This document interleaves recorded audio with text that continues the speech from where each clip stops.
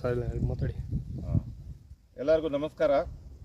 ನಾನು ಇವತ್ತು ಅಗ್ರಹದಲ್ಲಿ ಇದ್ದೀವಿ.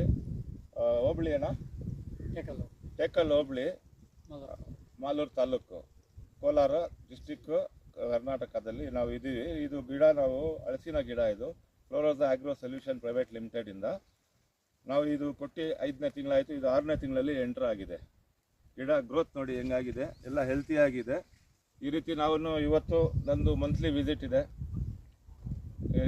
ಪ್ರತಿ ತಿಂಗಳೂ ಅಷ್ಟೇ ಎಲ್ಲೆಲ್ಲಿ ನಾವು ಎಲ್ಲ ಎಕ್ಸಿಕ್ಯೂಟಿವ್ಸ್ ಇದ್ದಾರೆ. ನಮ್ಮ ಟೀಮ್ ಎಲ್ಲ ಎಂಟೈರ್ 24x7 ವರ್ಕ್ ಮಾಡ್ತಾಯಿದೆ. ಕೇರಳದು ಹೆಡ್ ಆಫೀಸ್ ಇರೋದು.